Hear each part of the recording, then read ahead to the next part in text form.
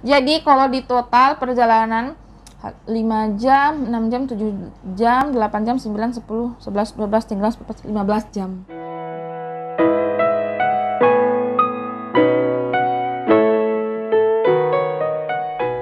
Halo amigos para siempre.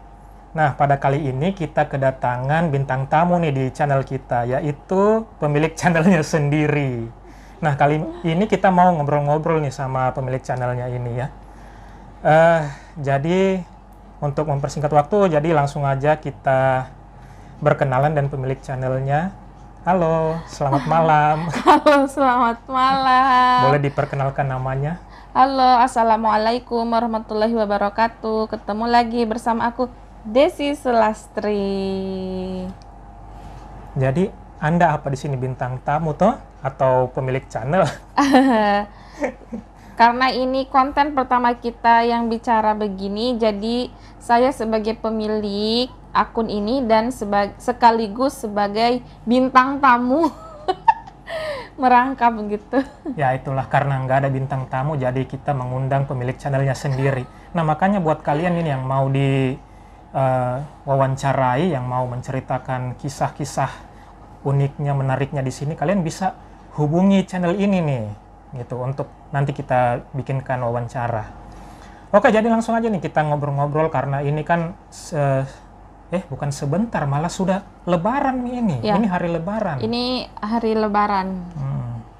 Jadi kita mau ngobrol-ngobrol nih seputar mudik. Karena mudik kan pasti lagi jadi trending topik nih di acara-acara kalau Lebaran begini.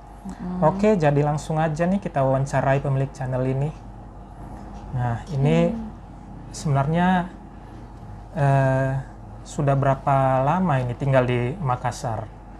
Oh, oke. Jadi alhamdulillah tahun ini itu tahun ke-10 saya tinggal di Makassar, 10 jalan ke-11 tinggal di Makassar gitu. Masya Allah. Berarti dari tahun 2012 Tepatnya tanggal 6 Maret 2012 gitu. Itu pasti dari belum hafal jalan sampai sudah bisa hafal jalan. Ya, dari belum hafal jalan, belum hafal semua tempat-tempat, dan sekarang udah Masya Allah. Walaupun belum semua. Berarti sudah 10 tahun, berarti sudah lama juga. Nah, lumayan sudah lama. Nah, dari 10 tahun itu berapa kali sudah pulang kampung? Kalau ditanya berapa kali, saya lupa ya berapa kalinya itu. Tapi kalau pulang kampung yang benar-benar pulang kampung mudik lebarannya itu mungkin sekitar 3 kali. 3 kali dalam 10 tahun terakhir ini. Gitu. Tahun berapa saja itu? Yang pertama itu tahun 2014. Lebaran 2014. Lebaran tahun 2014, habis itu tahun 2014, 2016. Itu lebaran atau bukan? Lebaran. Oh, bukan lebaran. Lebaran dong. Atau bukan ya? Sorry, dikoreksi, kayaknya bukan. Aku lupa. Dan terakhir pulang ke Cianjur itu Lebaran tahun 2018 ya kayak. 2017. Pulang bertiga dengan Abdullah. Kayaknya kan. Kayaknya 2018 deh itu. 2018. Aku lupa banget. Iya, malahan saya yang lebih tahu loh. Yang tukang wawancaranya yang lebih tahu bagaimana sih. Aku lupa banget.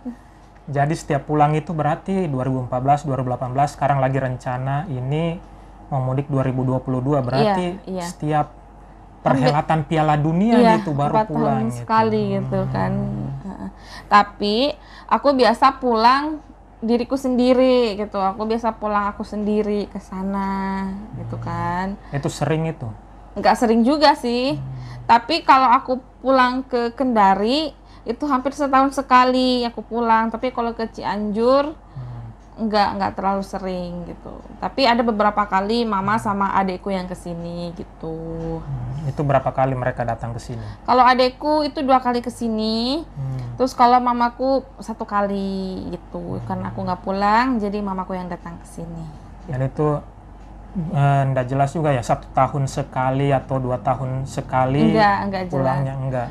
Kebetulan sebenarnya rencananya tuh kita pulang mau dari 2 tahun lalu itu kita mau pulang, cuman karena pandemi jadi kita betul-betul nggak pulang sama sekali gitu.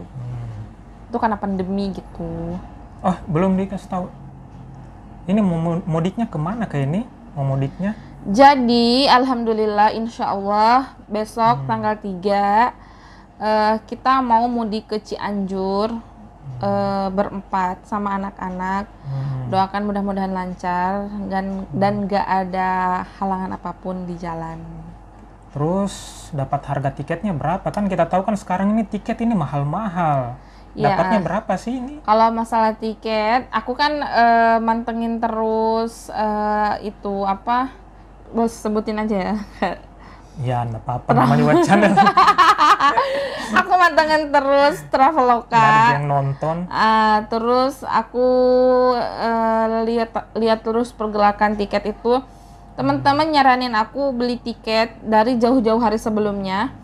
Tapi aku tuh yakin kalau kita beli pada saat-saat terakhir mendekati hari H, maksudnya itu tiket itu akan lebih murah. Dan ternyata aku itu dapat tiket yang murah. Walaupun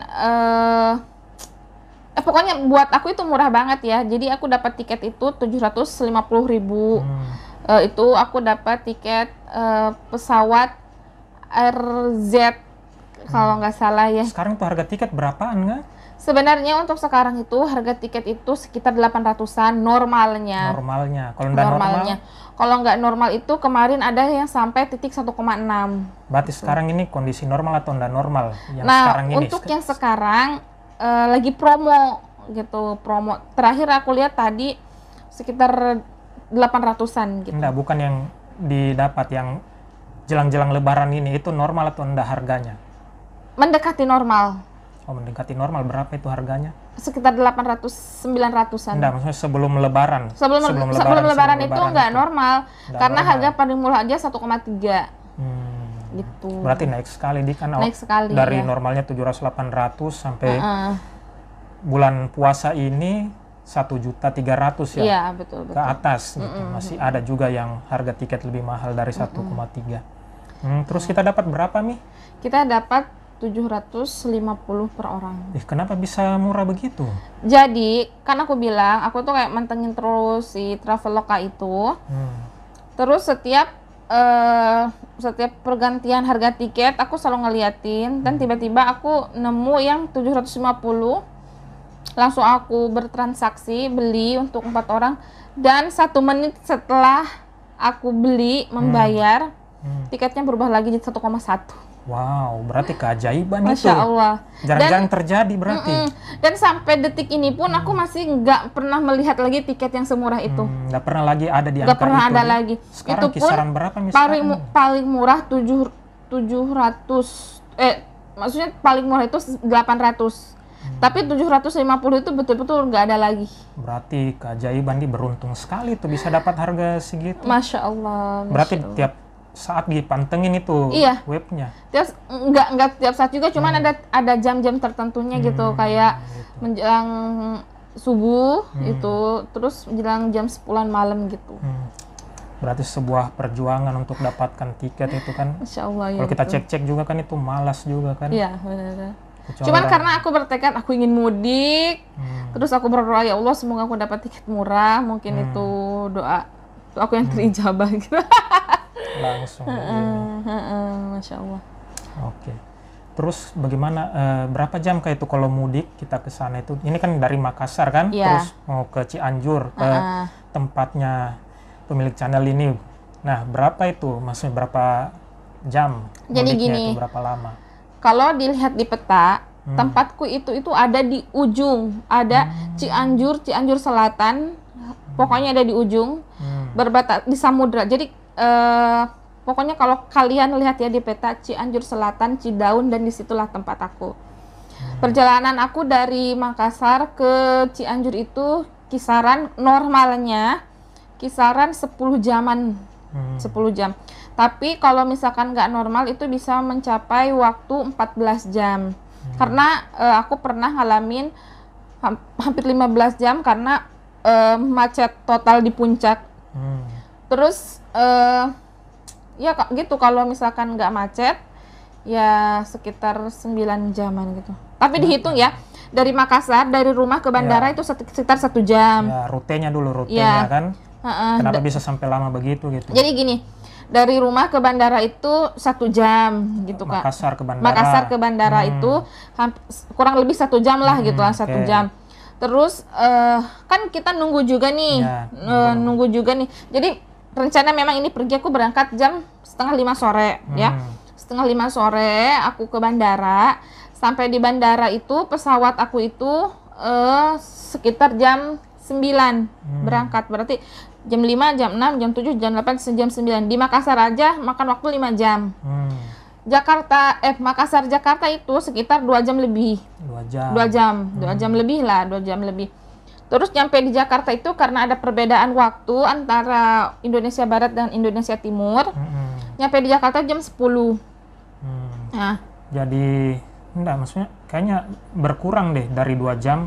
Jadi kayaknya hanya tinggal 1 jam gitu. Tinggal 1 jam. Makanya berangkat sebenarnya semestinya kalau ikuti jam waktu Indonesia Timur harusnya kita sampai itu jam 11. Cuman karena ada perbedaan waktu, jadi nyampe di sana itu seolah-olah 1 jam gitu. Ya, seolah-olah 1 jam terpangkas 1 jam gitu.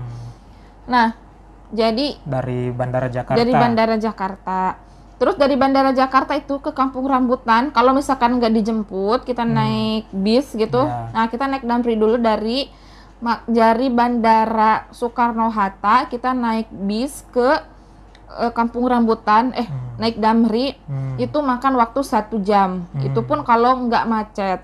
Terus kalau macet sekitar 1,5 jam. Gitu. Nah, dari Kampung Rambutan ke Cianjur kotanya itu makan waktu 4 jam normal ya. Kalau macet sekitar 7 jam, 6 jam gitu. Tapi karena kita kan berangkat malam, insya Allah nggak macet gitu. Terus itu dari Kampung Rambutan ke Cianjur rutenya bagaimana itu? Lewat mana?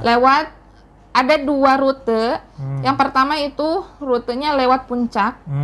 Itu. Yang kedua itu lewat Jonggol. Kalau lewat puncak macet pun nggak apa-apa karena kita masih bisa ngelihat sekelilingnya gitu.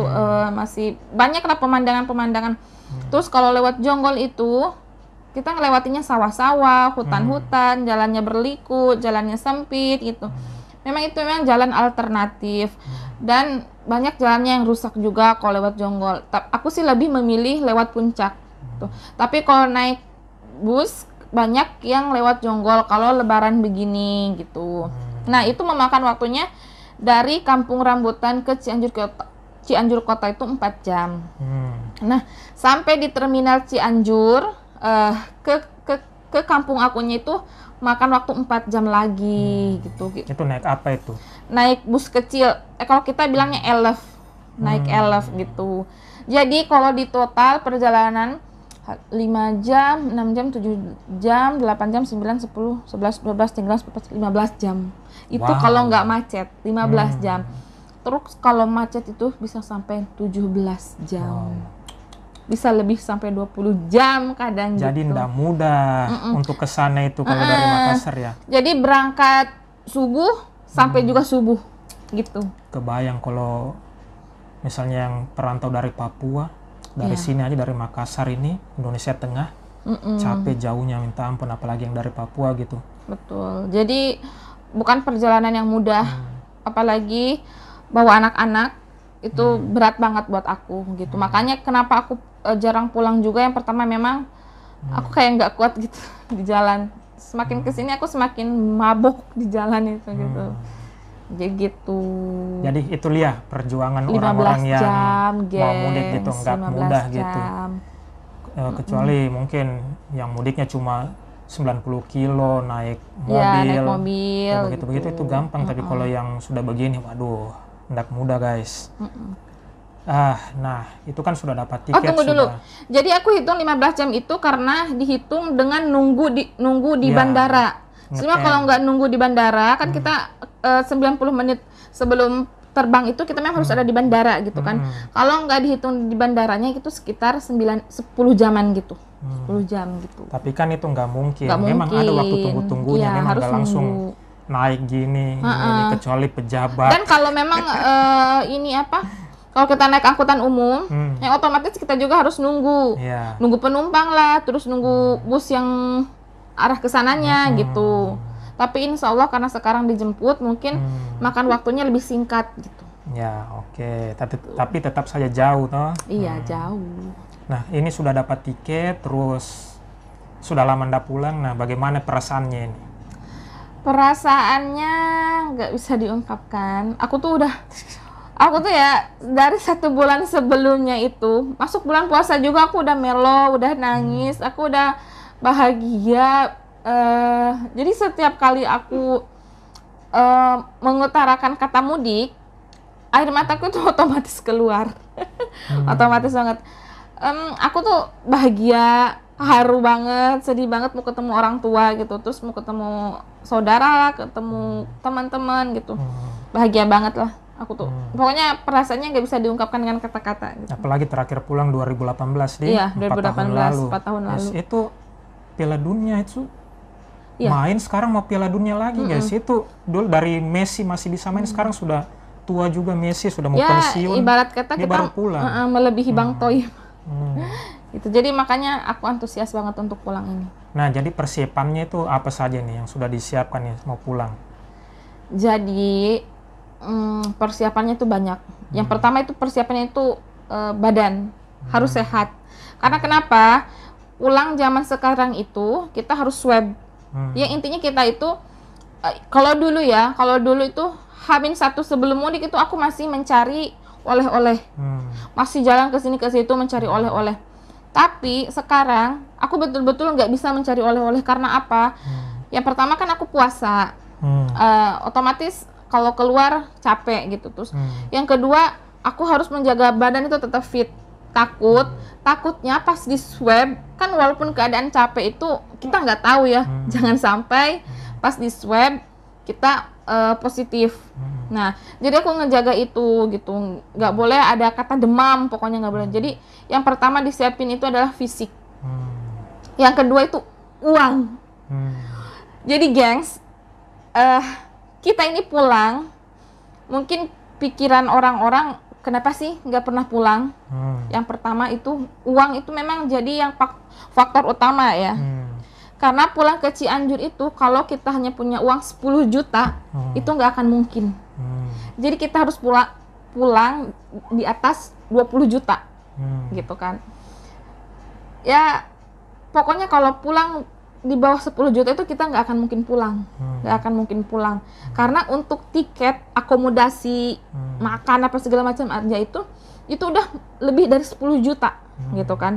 Belum kalau kita pulang itu kita ketemu sanak saudara, kita nggak mungkin kita nggak ngasih gitu kan, nggak traktir mereka makan itu kan nggak mungkin juga gitu kan, lama nggak ketemu gitu.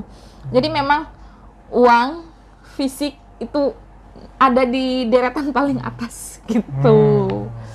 Gitu. Oke, jadi rencananya di sana ini mau ngapain nih dari rencananya ini? Jadi apa saja yang mau dilakukan di sana itu sebenarnya banyak yang mau dilakuin. Yang pertama itu ngedis jalan-jalan. Otomatis aku tuh kesana tuh pengen jalan-jalan, pengen bawa orang tua, pengen bawa nenek jalan-jalan. Setidaknya aku bawa nenekku itu ke kota gitu kan. Tapi qadarullah yang pertama nenekku sakit, yang kedua aku juga sakit. Jadi pulang kali ini kita akan lebih banyak rebahan gitu, rebahan. Mungkin dengan rebahan ini itu mungkin menjadi betul-betul family time gitu kan, dengan lebih banyak waktunya dengan mamaku, dengan adekku. Sedangkan kalau jalan-jalan kita lebih banyak waktu di jalan. Nah, kan dari rumahku ke kota itu agak jauh ya. Ke Bandung makan waktu 6 jam. Ke Cianjur kota 4 jam gitu kan. Jadi karena qadarullah karena aku sakit, nenekku juga sakit, adekku juga sakit. Jadi pulang kampung sekarang itu hanya akan lebih banyak rebahan di rumah. Gitu. Tapi kan nggak ada yang tahu ke depannya, terus Iya, siapa tahu tiba iya. di sana langsung sehat, Iya. memberikan energi yang positif, langsung sehat semua. Mungkin ada keajaiban, saya sehat, nenekku sehat juga. Tapi memang keinginanku memang jalan-jalan bersama mereka gitu. Masa sudah pulang jauh-jauh baru Hanya tidak tidur jalan-jalan gitu gitu, kan. toh. Pasti Mi. Mudah-mudahan nanti bisa sehat pulih gitu toh. Amin ya Allah ya Rabbal Alamin. Langsung Mudah-mudahan semua jalan-jalan gitu kan, udah lama juga nggak jalan-jalan. Ya, jadi saya rasa cukup dulu podcast kita pada kali ini. Sudah berjalan sekitar hampir 20 menit ya. Ya, jadi untuk kali ini podcastnya kita akhiri sampai di sini. Nah, nanti lagi kita lanjutkan ke video-video berikutnya. Sampai jumpa dan terima kasih sudah Tunggu satu menonton. lagi. Nanti di Cianjur kita wawancari nenekku karena dia tuh veteran. Nah, jadi kalian harus mendengar cerita-cerita dia di zaman penjajahan dulu. Oke, nah itu dia. Oke. See you next time. Yap. Kita akhiri sampai di sini. Wassalamualaikum warahmatullahi wabarakatuh. Sampai jumpa. Dadah.